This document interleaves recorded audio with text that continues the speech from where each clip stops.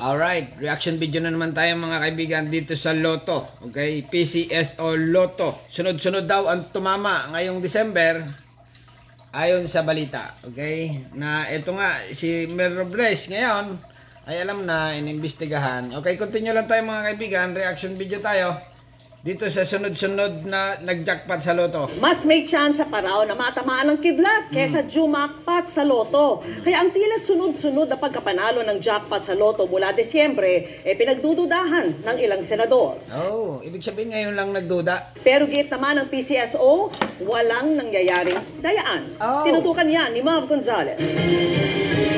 Wala daw nangyayaring dayaan. Kahapon lang, isang maswerteng mananaya ang nakahula sa winning combination ng Mega Lotto 645. Ang jackpot, tumataginting mahigit 45 million pesos. Pero sa pagdinig ng Senate Committees on Games and Amusement at Ways and Means tungkol sa Lotto Games ng PCSO, tanong ng ilang senador, bakit tila sunod-sunod ang mga nakaka-jackpot sa Lotto Games? Tama nga naman. Bakit nga sunod-sunod ang tumatama sa jackpot? Okay? Okay lang kung ako ang tumama. Hindi na ako mag-reaction. In less than 1 month, 5 laro ang tinamaan. Oh, sabay-sabay. Yeah, ganon. less than a month. Dinaya yan. Yes, we will have to Dinaya yan, dinaya. Without augmentation, ito yung natural accumulation of the jackpot from the bets. Then, ang theory, naka-attract na yan ang bettors. Bet na yan. And then, tignan natin, months muna bago tamaan eh. So, itong nangyari last December is really an anomaly. Oh. Hindi lang 1 game, 5 games. Iimbestigahan na raw ng Cybercrime Investigation and Coordinating Center ito. Pinasabpi na rin ng komite ang records ng Bureau of Internal Revenue para makita kung tugma ito sa bilang ng tumaya at napanalunang halaga. Nako, tama. Oh, tama, imamats mga kaibigan. Bistado na. Kulong na ito, sigurado. Ito, si Robles, kulong na yan. Sa pagsilip ng GMA Integrated News, sa Lotto results sa website ng PCSO para sa buong Disyembre hanggang kahapon, 11 beses nang tinamaan ang milyong-milyong pisong jackpot sa iba't ibang Lotto games. Ay, grabe. Grabe, milyon-milyon. OMG. Ang kabuuan ng 11 jackpot prize na yan, mahigit 2 billion pesos. Kabilang sa pinakamalaki, ang Grand Lotto 655 jackpot na mahigit 698 million pesos noong December 17. Kasi nga mga Super kaibigan, Lotto 649 jackpot. Kasi nga mga kaibigan, pag kinumpute nyo yung Lotto lahat, okay? 642, 649. Yun na nga yun, tumataginting na 2 billion, okay? Ng Lotto. Ngayon, ay pag walang tumama yan, pasok lahat sa bulsa. Alam na. Mahigit 640 million pesos noong December 16. Ultra Lotto 658 jackpot na mahigit 571 million pesos noong December 29. At Super Lotto 649 jackpot na mahigit 310 million pesos noong December 19. Pawang mga lone bettor ang naka-jackpot sa mga yan.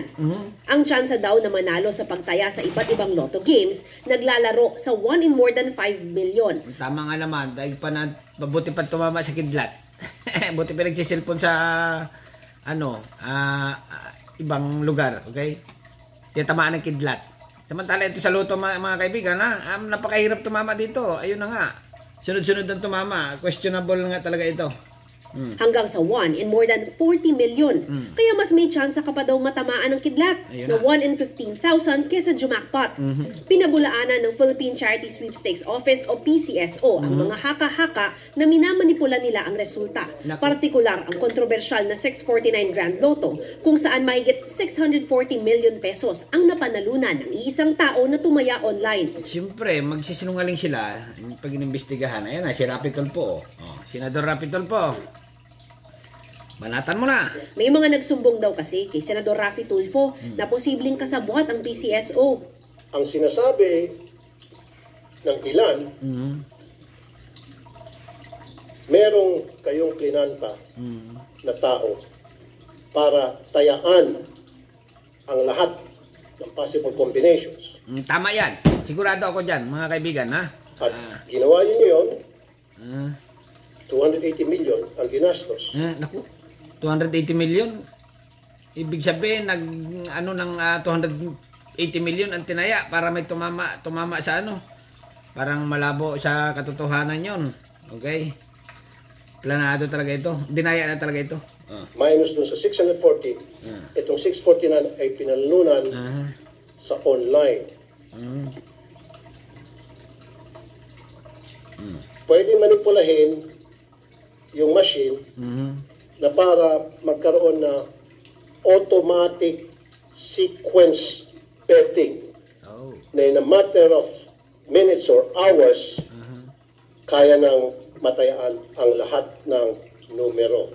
We would like to assure you that you can never manipulate it. Kaya nga po allowed kami mag-bet. Dumali ka, never manipulated. Kalukuhan yan. Sunod-sunod ang tumama. Bago yung malaking nako. Mr. Chen, even I can bet. Taya ka ng taya. Ito lang ang tumatama. Isa lang eh.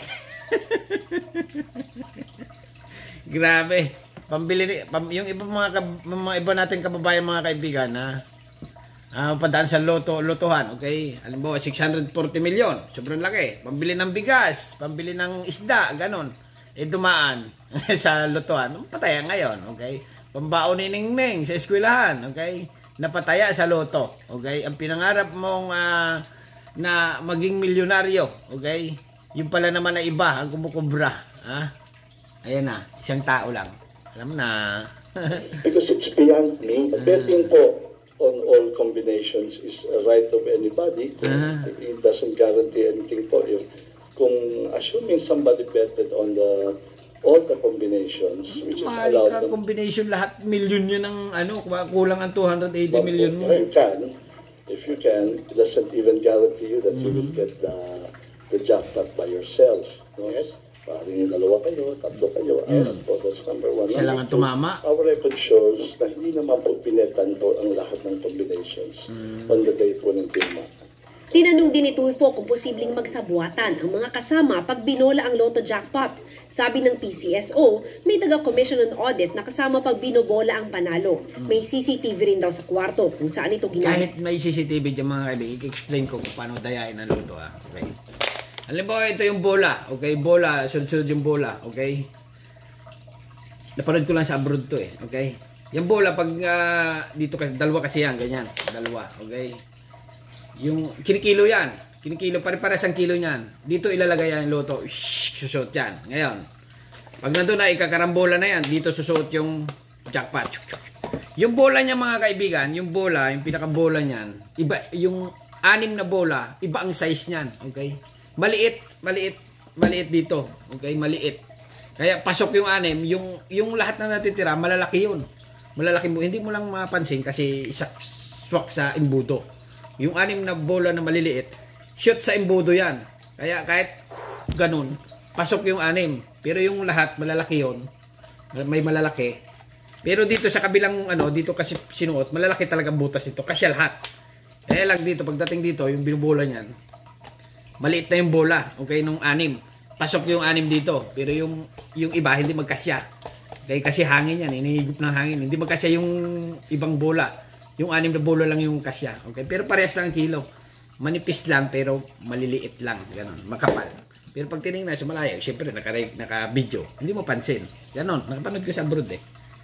Posibleng ganon, mga kaibigan. Posibleng ganon ang dayaan. Posible rin ibang klase ang style ng pagkadaya nila. Gawa. Pero sabi ni Tulfo, Now, halimbawa na lang, ito yung wild imaginations from the bettors. Nagsabuatan lahat. Halimbawa na lang. So, yung meron access, kaya pa rin manipulahin yon. Nag-usap-usap lahat.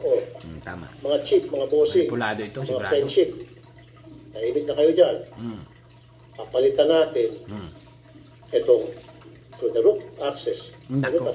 Palitan natin, palabasin natin na may nanalo. Possible or not? Tama. Possible yan. Okay? Alright, yan mga kaibigan. Ang ating ang konting reaction lang dito sa PCSO na sunod-sunod nga naka-jackpot sa loto. Okay, kayo ba ay naniniwala sa ganito? Taya kayo ng taya na yung pala naman ay sila lang ang tumatama. Okay, hanggang dito na lang mga kaibigan. Review reaction dito sa nangyayaring trending ngayon. Senador Rapi Tulfo imbestigahan na ang PCSO Lotto. Alright? Kaya nabala. Subscribe my channel. Don't forget comment. Thank you.